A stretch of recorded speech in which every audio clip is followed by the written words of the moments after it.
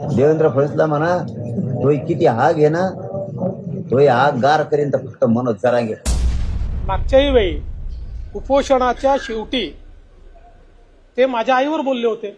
मग नंतर त्यांनी माफी पण मागितली आणि सांगितलं की जरा उपोषणाने माझ्या डोक्यावर परिणाम झाला. न्याय व विधी विभाग कोणाकडे? देवेंद्र फडणवीसकडे.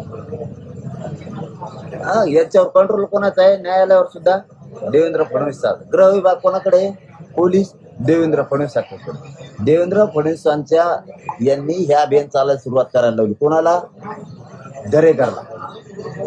म्हणजे मराठा समाजाला आज या चॅनलच्या माध्यमातून मला सांगणं आहे, यांना मी यासाठी गुंतू शकत नाही, यांना बाकीच्या लफड्यात मी गुंतत नाही. यांनी असं ठरवलं आता त्या मॅटरमध्ये मग आता काही दोष नसताना याच्या त्याला जेलमध्ये टाक.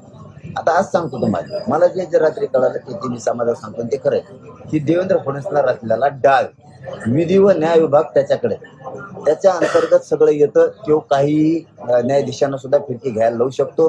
न्यायाधीश त्याचा पाहुणा आहे अशी मला ऐकू माहिती. ऐकू बरं का, मी खरं बी म्हणत की ऐकू, कारण दिवस दिवस उभा करून ठेवतो. असं मी ऐकून ये अख्खा पुणे म्हणतो की तो कोर्ट कसं आहे बघा. आतून माहिती घेऊन गुप्तचर यंत्रणा मी आरोप करणारच नाही. मी न्यायदेवतेला मानणार आहे. कानाला धरून सांगतो, न्यायदेवताच आणि न्यायपालिका सगळ्यांना न्याय देऊ शकते. पण काही जण असे की ते नातं निघेत ते देवेंद्र फडणवीसांकडे विधी व न्याय विभाग म्हणजे कोर्टाचं कामकाज त्याच्याकडे म्हणून त्याचं ऐकतेत. दुसरं गृह विभाग म्हणजे पोलीस खातं त्याच्याकडे, कोर्टाचं खातं त्याच्याकडे म्हणून त्याचं सगळे ऐकतेत. आणि तो जाणून बुजून आता मला याच्यात गुती नाही. आता त्याचा डाव सांगतो तुम्हाला, तो मला याच्यात आत टाकणार.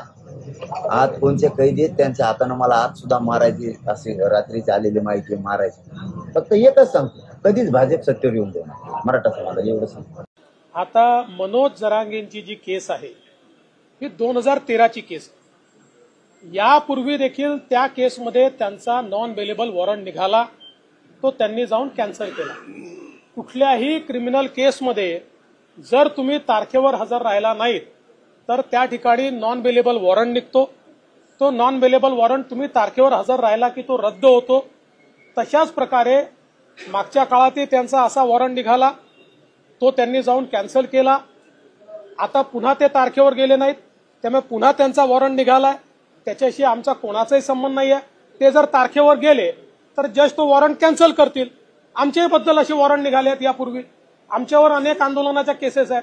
त्या केसेसमध्ये जेव्हा जेव्हा आम्ही गेलो नाही त्यावेळी आमच्यावर वॉरंट निघाले. आम्ही जाऊन त्या ठिकाणी सांगितलं आम्ही हजर झालो तर ते वॉरंट रद्द होतात. पण मी काही त्यांना दोष देणार नाही.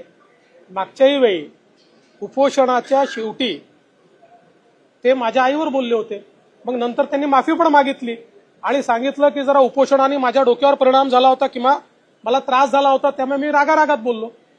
आपण असं समजूया की आता उपोषणामुळे पुन्हा त्यांचा संताप झाला आणि ते या संदर्भात बोलले. एवढंच सांगतो ही एक नॉर्मल प्रक्रिया आहे. ज्या प्रक्रियेमध्ये क्रिमिनल केसमध्ये तुम्ही जर हजर झाले नाहीत तर तुमचा नॉन बेलेबल वॉरंट निघतो. तुम्ही हजर झालात की तो